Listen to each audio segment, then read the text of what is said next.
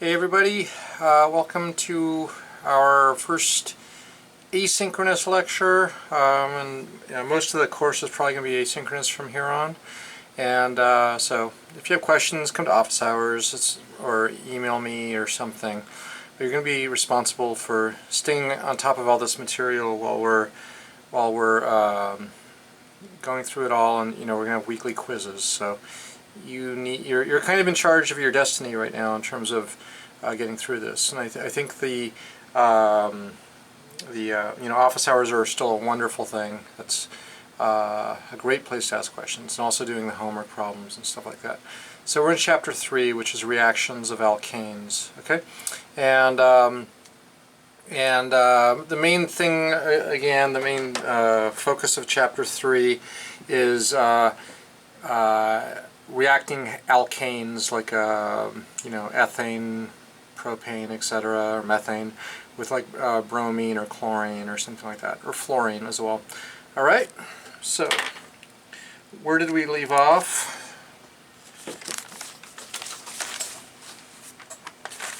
We left off kind of talking about the mechanism of halogenation. Mechanism, of course, means a step-by-step explanation of all the bond forming and breaking events in a reaction, and there's four of them in the radical halogenation reactions, as we know from before: initiation, propagation step 1, propagation step 2, and termination. Okay, and for this chapter, the reagents or halogens we're going to use are fluorine, chlorine, or bromine. As we'll see in a little bit, iodine does not work, so you cannot do iodination like I2. But fluorine, chlorine, and bromine all do work, and they all have the same mechanism: initiation, propagation step 1, propagation step 2, and termination. And this process is called a radical chain reaction, and it's really the propagation step 1 leads to propagation step 2, which leads back to propagation step 1, which leads to propagation step 2. So these go in a circle. And there's also, kind of before the reaction begins, initiation occurs. At the very end of the reaction, termination occurs. We didn't do termination yet, but we'll do that in a second. Without reviewing it all, because it was in the previous video, remember initiation was the chlorine breaking apart to make two Cl dot radicals. These are highly reactive chlorine radicals. There's some energetics that we talked about, and the first step is endothermic, but you're applying heat, and that's why it goes. Then propagation occurs, where a Cl dot steals a hydrogen atom from like methane or something, and that makes HCl, a methyl radical. This was slightly endothermic, but we'll see that the next step, propagation part 2, is, relieves this, because you can't just be completely endothermic. It's got to be exothermic at some point, right? And we'll show an energy diagram in a little bit. All right, propagation step 2, which we already talked about last time also. The methyl radical takes, this is where the radical gets the chlorine from Cl2, right? And that makes chloromethane, the product, and more Cl dot. Remember also, yeah, the delta H is calculated broken minus formed. So the bond that's broken, which is 58, minus the bond that's formed, which is 85, and that gives you negative 27 kilocalories per mole. If we consider just the last two propagation steps, because those are the ones that occur in a cycle, if we look at delta H for those two steps, it's 2 minus 27, and it's negative 20. We basically added them up. We added up the two delta H values, positive 2 and negative 27, and that gives us negative 25 kilocalories per mole, which is, so the reaction is net exothermic. Okay, and this kind of shows what's kind of happening, right? The first reaction, first propagation step, slightly disfavorable as the chlorine takes the hydrogen off methane to make methyl radical in HCl, and then the next step is very favorable, and that actually leads to the final product. All right. So it's like a little bit of an energy barrier initially, and then you get a lot of energy relief in the next step. I'll show that with an energy diagram. All right. One thing I'll do right now, because I know you guys have been asking me about these magic words. Well, we're going to give magic words to these 4 reactions. Initiation, propagation 1, and propagation 2, and termination. Make sure you write these in your notes. You're going to need them for the quizzes. So right now we're going to use the theme of vegetables. So initiation is going to be a carrot. Carrot refers to initiation. Propagation 1 will be tomato. Propagation 1 will be tomato. Propagation 2 will be lettuce.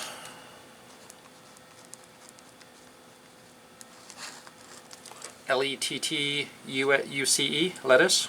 Lettuce for propagation step 2. Termination will be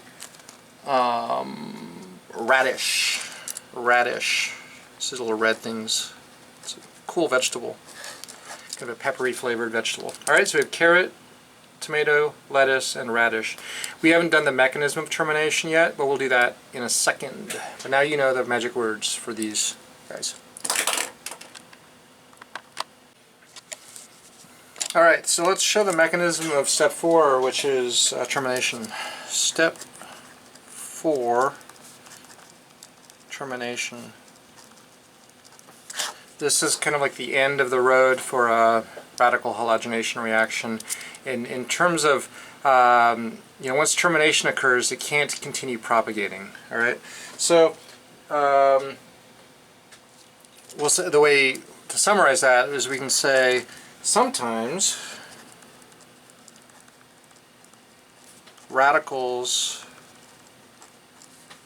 react in a way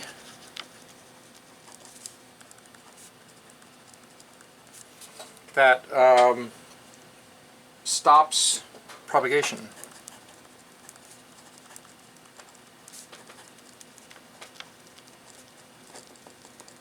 Okay, because propagation is a sort of continuing process. As you know, propagation 1 leads to propagation 2, leads back to propagation 1. So what could possibly happen where radicals react in a way that stops propagation? Well, one way is 2 radicals coming together. Okay? And so if you have fishhook 1 and fishhook 2 just coming together, that would actually stop propagation, because now you need radicals to continue propagation. So if I have 2 fishhooks come together and make a like chlorine like this, then that would stop propagation. Okay, that's one example of a termination event. Okay, we remember the magic word for termination for this course is radish. Radish. Okay, radish.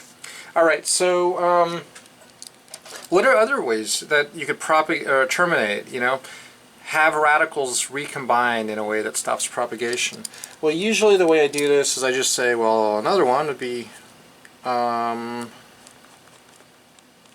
what about chlorine radical attaching to methyl radical? Well, that would be a termination reaction also. And that, what would it give you? Well, if that reacts with that, it would just give you a bond, right? It would be ClCH3.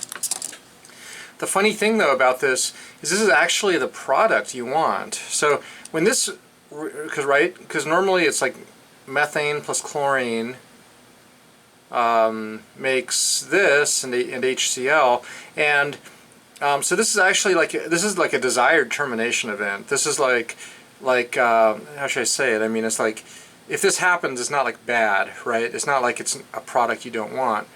The bad thing, though, there is a little bit of a bad thing, and that's like you don't generate any more radicals, because in propagation it's like you use a radical, you recreate a radical, you use a radical, you recreate a radical, right? And so we don't have that situation. Okay, all right, so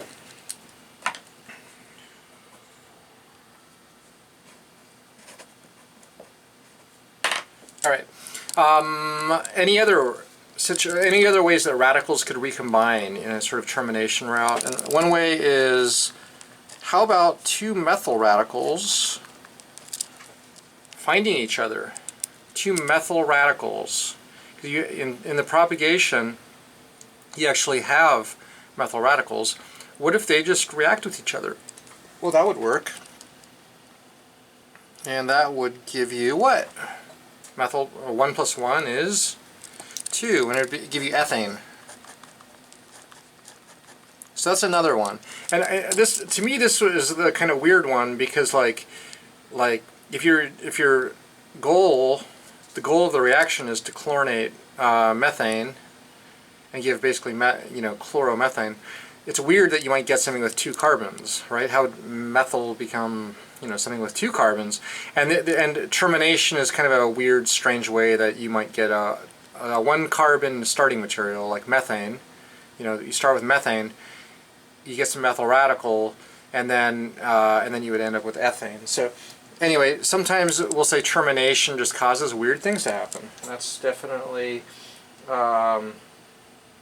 what might happen.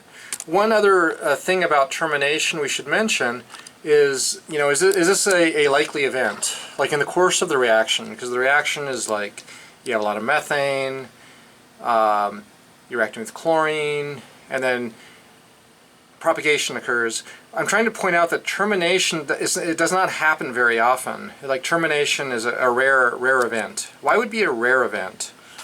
And the reason is because radicals are short-lived, right? That's highly reactive, that's highly reactive, that's highly reactive, that's highly reactive, that's highly reactive, that's highly reactive. So these highly reactive things, like, what would be the likelihood of them finding each other? When would, would this really just float around and see this? Kind of unlikely. And what I'm trying to say then is that it's kinetically disfavored. Kinetically disfavored due to the high reactivity of those things, right? So they're highly reactive and they don't really see each other. The likelihood of them finding each other is kind of minimal. Likelihood of radicals finding each other is low, right? They're not going to find each other. So termination is kind of like, usually at the end of the reaction, when you've consumed most of your methane, that's when termination starts occurring, all right?